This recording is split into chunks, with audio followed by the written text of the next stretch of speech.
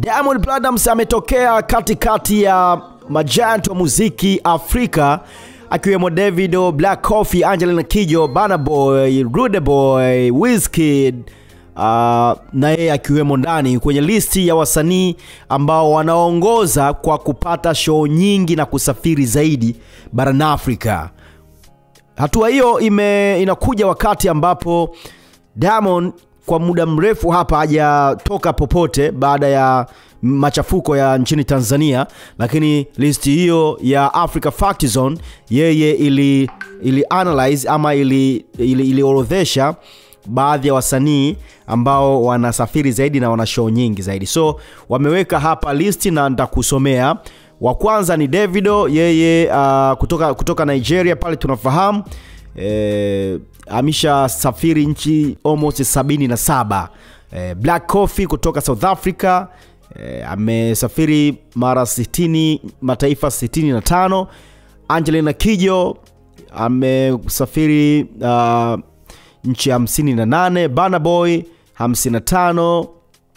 Rude Boy ambaye alikuwa anaunda kundi la P Square 55. Wizkid nchi 50.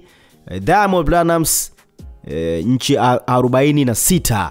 Unaona bwana. Kwa hiyo listi hii inazungumza ukubwa wa Diamond pamoja na mafanikio kwenye muziki wake.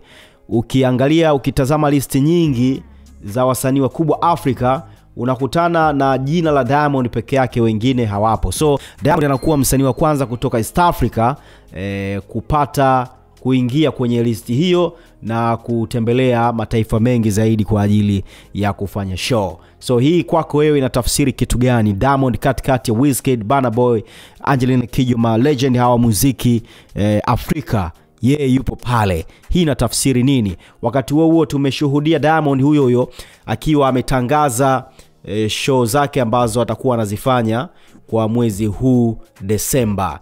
Kama unakumbuka vizuri, hapa kati kulizuka maneno sana ya kwamba Diamond bwana hawezi sasa hivi kufanya show sehemu yoyote kutokana na maneno yaliyokuwa yakiendelea kutokea hapa. Lakini Diamond kupitia ukurasa wake wa Instagram na Insta story ameshare taarifa ya kwenda kufanya show kwenye maeneo tofauti, na wengi wanasubiria huko kwenye show nini kitatokea.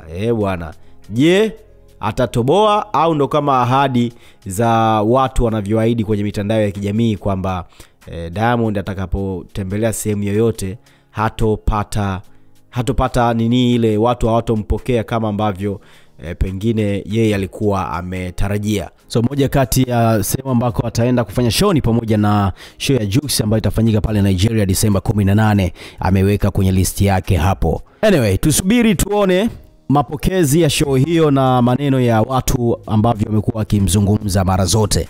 Wana mtazamo gani kwenye hili? Usisahau kusubscribe, niandikia hapo chini kwenye comment.